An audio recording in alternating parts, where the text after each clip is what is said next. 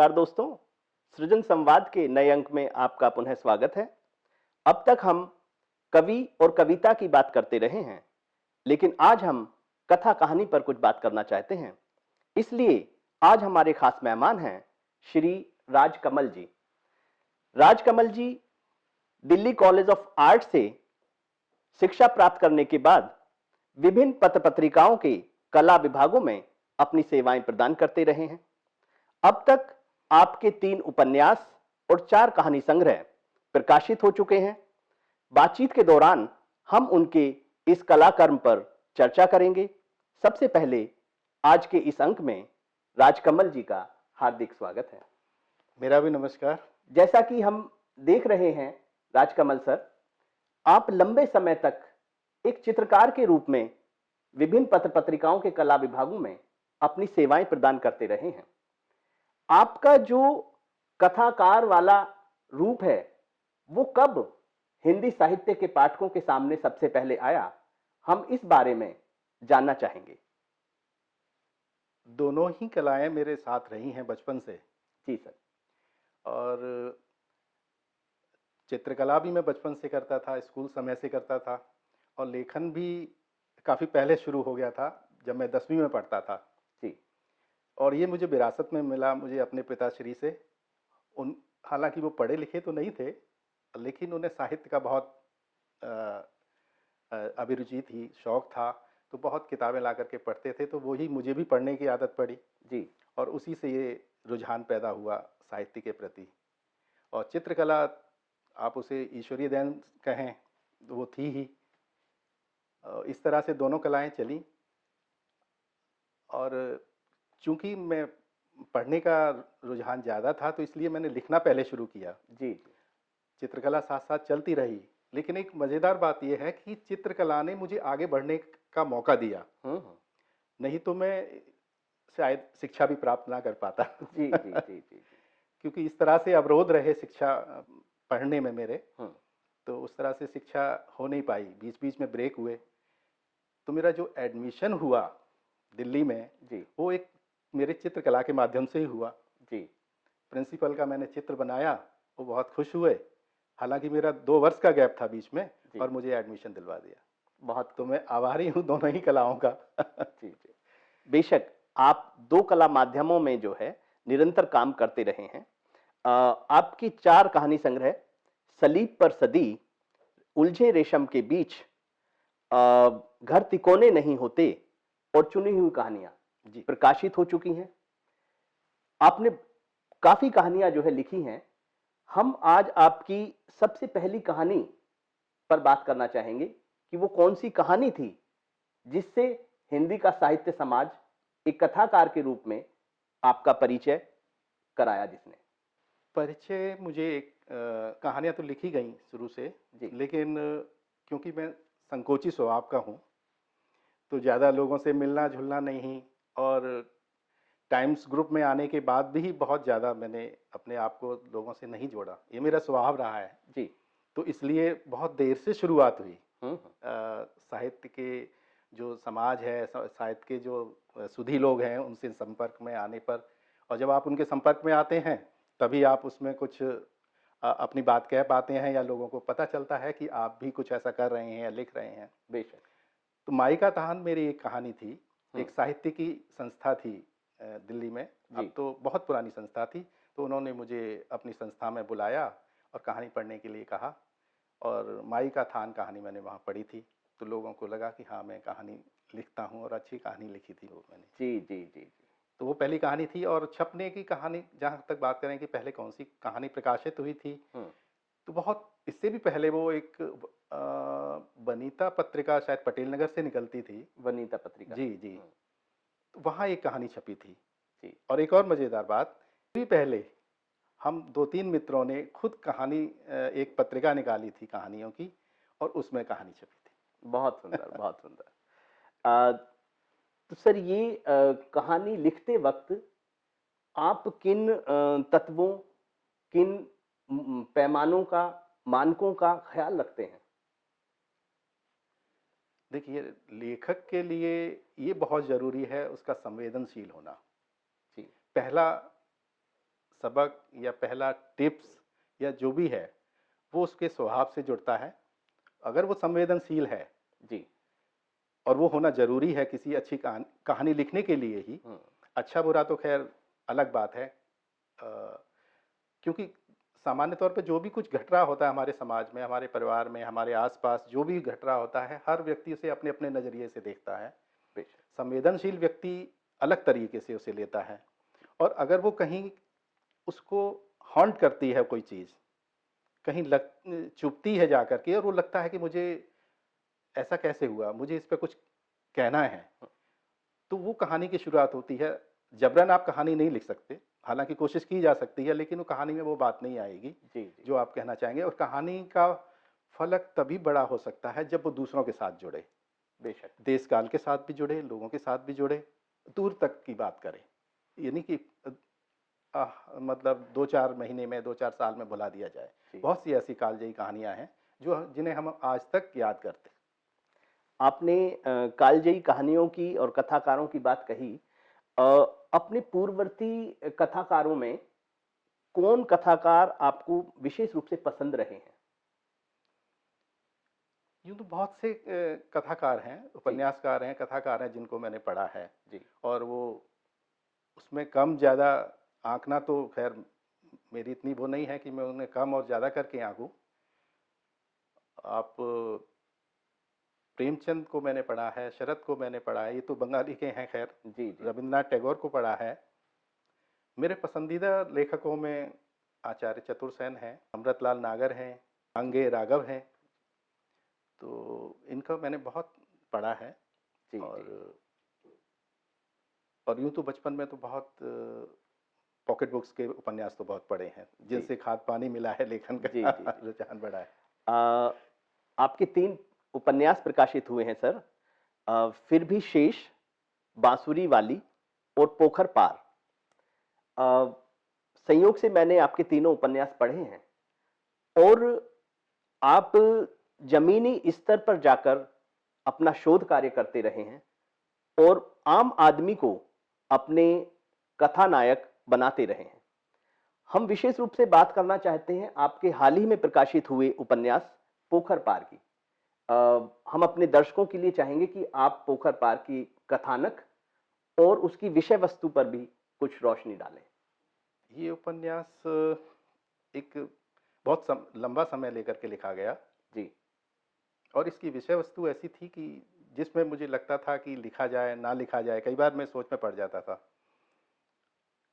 कि पढ़ कर के लोगों का रिएक्शन क्या होगा। मैं अलग तरह से जैसे पोखर पार है और उसका जो बिंब मैंने दिया है कि तमाम लोग इधर जा रहे हैं और एक व्यक्ति है जो इस तरफ जा रहा है। जी, जी, बिल्कुल। वो एक पूरे उसको डिपिक्ट करता है कहानी के उसको, हुँ, हुँ। जो नायक है उसको।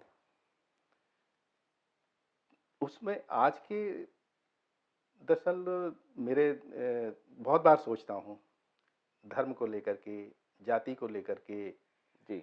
और तो मुझे लगा कि 100 वर्षों से पहले से हम हमारे आगे के और लोग भी, पुरखे लोग भी, बहुत महापुरुष भी इस पर करते रहे कि इन चीज़ों से हमारा पीछा नहीं छूटा है। हुँ। और दिन पर दिन वो चीज़ें और बढ़ती जा रही हैं। जी, जी। राजनीतिक संदर्भ में देखें, हुँ। सामाजिक संदर्भ में देखें, क्योंकि प्रभावित तो सभी क्षेत्र होते हैं उससे।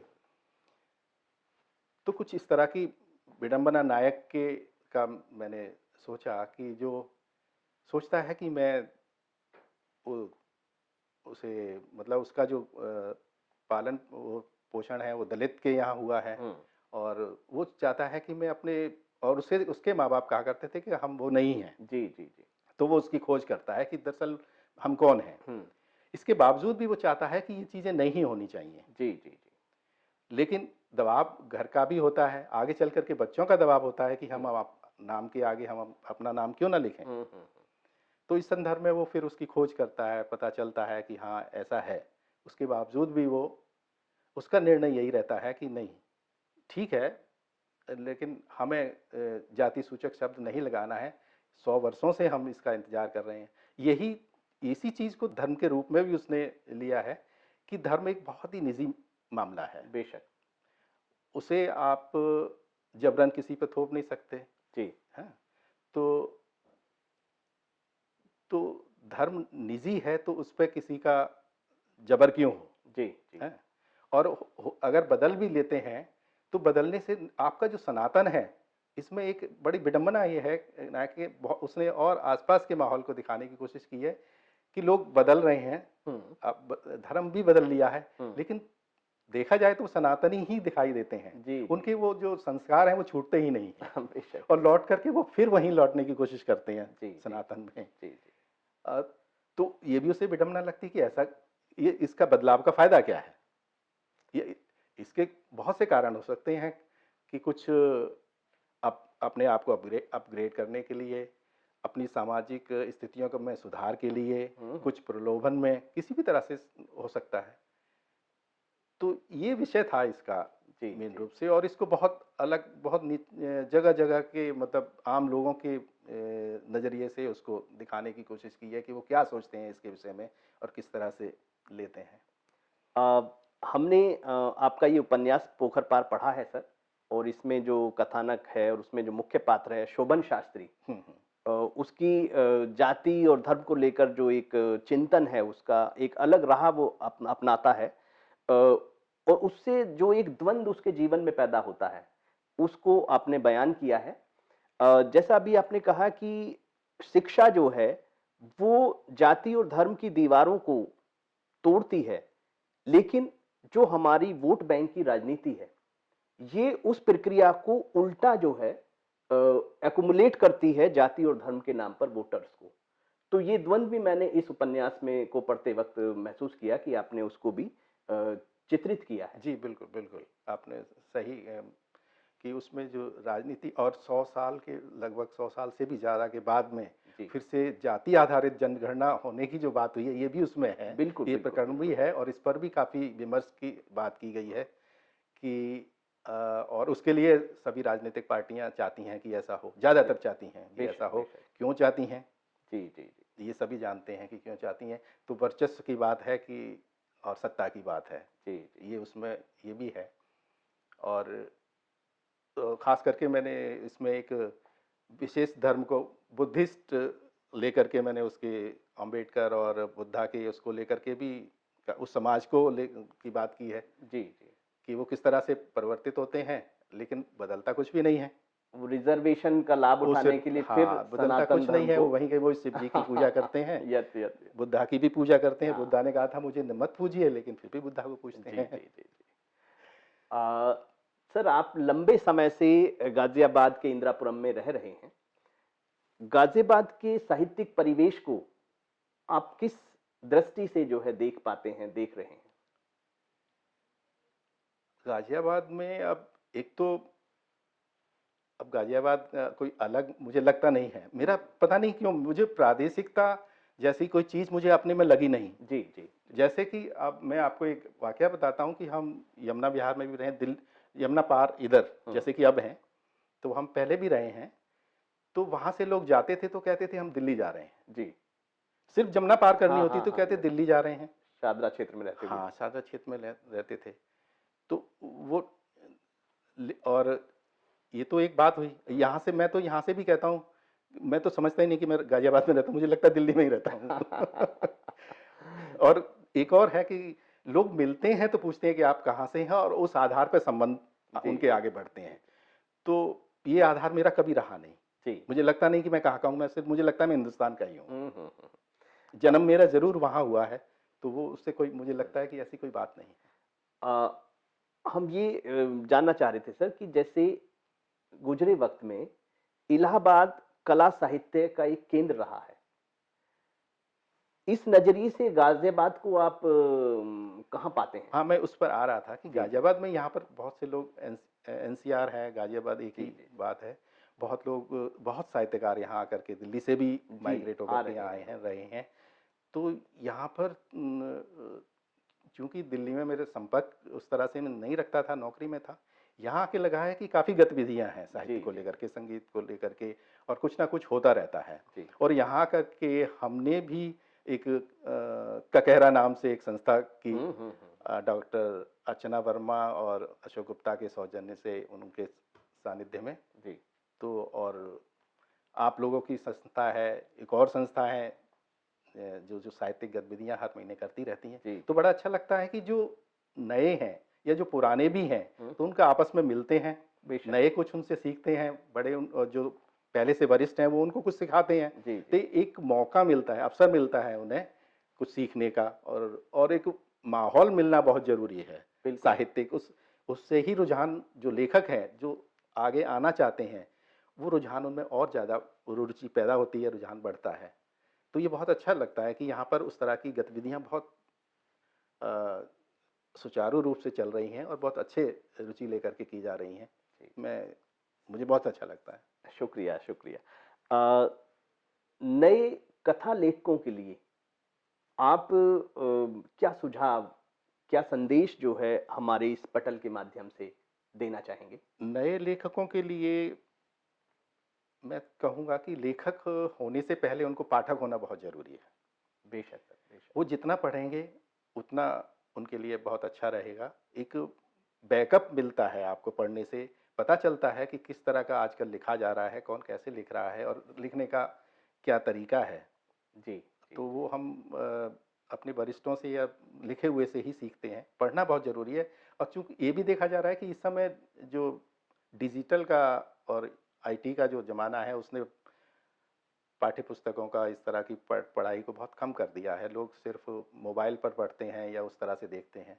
इससे भी काफ़ी फ़र्क पड़ा है कि पाठक कम हुए हैं, जी। और जो एक अपनत्व पुस्तक हाथ में लेकर के हम अभी भी महसूस करते हैं पढ़ने में जो आता है, हमें स्क्रीन पर पढ़ने में उतना मज़ा अभी भी नहीं आता। तो और मैंने पहले कहा था कि लेखक के लिए संवेदनशील होना बहुत ज़रूरी है। अगर संवेदना कोई भी, अगर उसको अंदर टच करती है कोई बात, तो वो लेखक लिखेगा और अच्छा लिखेगा। तो उन्हें ये ना सोचें कि जो मैंने लिख दिया है वो बहुत अच्छा है। जी, अच्छा जी। कभी भी नहीं होता, 100% कभी किसी का नहीं होता। ज़िंदगी भर आदमी सीखता रहता है, किसी भी क्षेत्र में हो, तो लेखन भी उसी तरह है। बेशक। क्योंकि आप जब तक लिखते रहेंगे, आप सीखते रहेंगे, और अपने आलोचक आपको खुद बनना पड़ेगा। कुछ वर्ष बाद लगता है कि आपकी जो पहली रचना थी वो तो किसी लायक है ही नहीं, ज़्यादा इसमें तो वर्थ नहीं बहुत कमियाँ हैं। रखती। ये होता है। और हर आप देखें कि हर लेखक, बहुत प्रसिद्ध लेखक भी हैं, हुँ। तो उनकी बहुत अच्छी रचनाएँ भी हैं, तो हर लेखक की सभी रचनाएँ अच्छी नहीं होती। बेशक सर, बेशक, बेशक। इसे मैं मानता हूँ कि उसमें कमज़ोर रचनाएँ भी आ जाती हैं जी, और जी। अच्छी रचनाएँ भी होती हैं।